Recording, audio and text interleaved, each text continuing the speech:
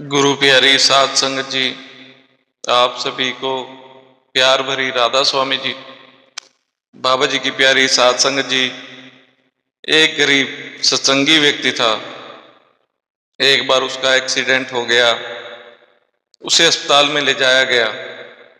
अस्पताल का जो मालिक डॉक्टर था, उसने तत्काल जाकर आईसीयू में उस मरीज की जांच की और अपने स्टाफ से कहा कि इस व्यक्ति को किसी भी प्रकार की कोई भी परेशानी ना हो और इसके इलाज की सारी व्यवस्था बिना पैसे के की जाए। डॉक्टर ने सख्त हिदायत दी थी कि इस मरीज से या इसके परिवार वालों से एक भी पैसा ना लिया जाए।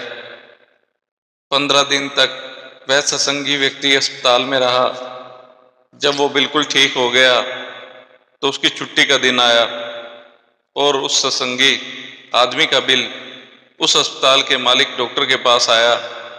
तो डॉक्टर ने अपने मैनेजर को बुलाकर कहा कि इस व्यक्ति से एक भी पैसा नहीं लेना है। अब अकाउंट मैनेजर बोला कि डॉक्टर साहब, इस व्यक्ति का बिल 5 लाख का बनता है। अगर हम इतने पैसे ऐसे ही छोड़ देंगे तो काम कैसे चलेगा। तो डॉक्टर ने अपने मैनेजर से कहा कि बिल चाहे 5 लाख का हो या 50 लाख का, हमें इस मरीज से एक भी पैसा नहीं लेना है। तुम ऐसा करो, उस मरीज को लेकर मेरे चैम्बर में आओ। तो साध संगत जी, उस मरीज को डॉक्टर के चैम्बर में व्हील चेयर पर लेकर आया गया। साथ में मैनेजर भी था। तो डॉक्टर ने उस मरीज से पूछा कि भाई, आप मुझे पहचानते हो। तो मरीज ने कहा, मुझे ऐसा लगता है कि मैंने आपको देखा हुआ है। तो डॉक्टर ने उस व्यक्ति को याद दिलवाया कि एक बार एक परिवार पिकनिक पर गया था और लौटते समय उनकी कार बंद हो गई और कार में से धुआं निकलने लगा। कार को एक तरफ खड़ी करके थोड़ी देर उन लोगों ने कार को स्टार्ट करने की कोशिश की, लेकिन कोई फायदा नहीं हुआ। कार चालू नहीं हुई। अब दिन भी अस्त हो रहा था और अंधेरा छाता जा रहा था। जंगल का सुनसान रास्ता था। परिवार के सारे सदस्यों के चेहरे पर चिंता और डर के भाव छा गए।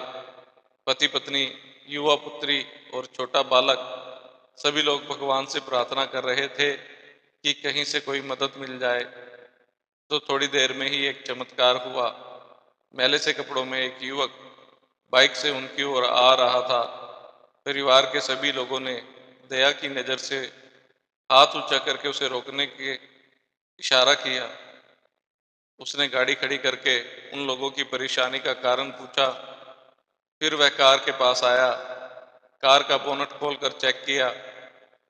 उस व्यक्ति के परिवार को ऐसे लगा कि जैसे मालिक ने उनकी मदद के लिए ही उस व्यक्ति को वहां भेजा था, क्योंकि वह जंगल बहुत घना और सुनसान था। अंधेरा भी होने वाला था। उस व्यक्ति ने उनकी कार चालू कर दी और सारे परिवार के चेहरे पर खुशी की लहर दौड़ आई। जब उन्होंने अपना पर्स निकाला और उससे कहा कि भाई, सबसे पहले तो तुम्हारा बहुत बहुत धन्यवाद। इतने मुश्किल समय में तुमने हमारी मदद की। यह मदद तो अनमोल है। फिर भी मैं तुमसे पूछना चाहता हूँ कि बताओ, मैं आपको इसके कितने पैसे दूं।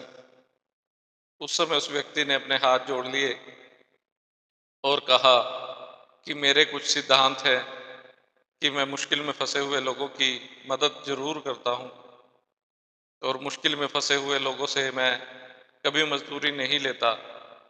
मेरी इस मजदूरी का हिसाब परमात्मा रखता है।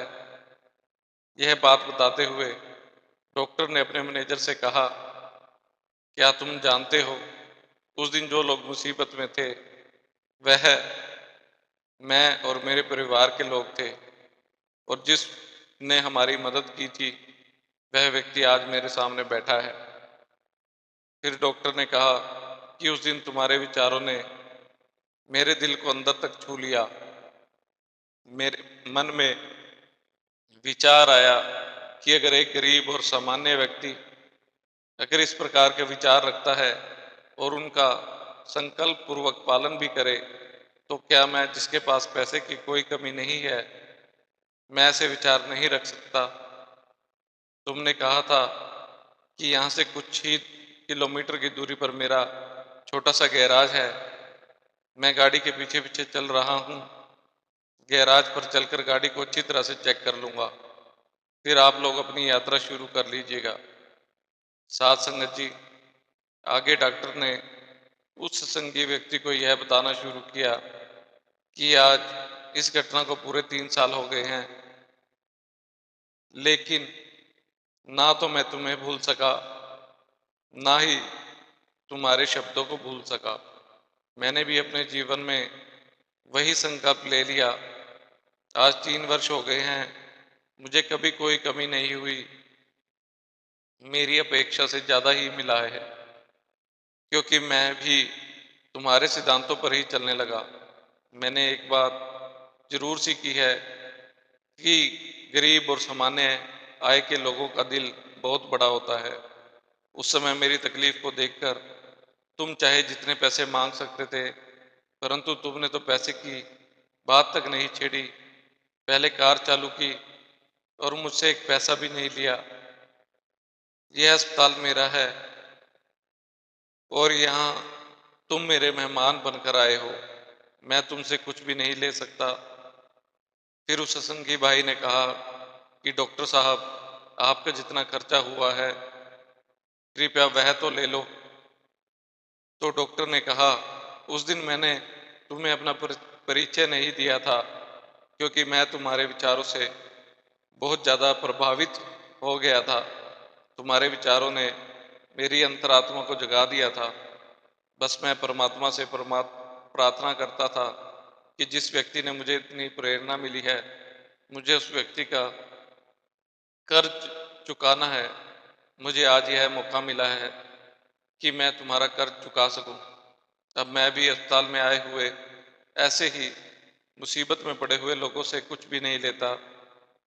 ऊपर वाले ने तुम्हारी मजदूरी का हिसाब रखा और आज उस मजदूरी का हिसाब उसने चुका दिया। मेरी मजदूरी का हिसाब भी ऊपर वाला रखेगा और जब मुझे जरूरत होगी तो वह जरूर चुका देगा। तो साथ संगत जी, डॉक्टर के मैनेजर ने उस डॉक्टर से कहा कि शिक्षा पाने के लिए यह जरूरी नहीं कि हमेशा अध्यापक की जरूरत पड़े। एक सामान्य व्यक्ति भी हमारे जीवन के लिए बहुत बड़ी शिक्षा दे सकता है, हमें प्रेरित कर सकता है। फिर उस डॉक्टर ने उस सत्संगी व्यक्ति को कहा कि तुम आराम से अपने घर जाओ और कभी भी कोई भी जरूरत हो तो बिना संकोच के मेरे पास आ जाना। तो साथ संगत जी, उस सत्संगी भाई ने दोनों हाथ जोड़कर अपने बाबा जी का शुक्रिया अदा करते हुए कहा, सच्चे बादशाह, आज आपने मेरे कर्मों का पूरा हिसाब ब्याज समेत चुका दिया। इसी के साथ इजाजत चाहते हैं, मिलते हैं अगली साखी में। तब तक के लिए राधा स्वामी जी।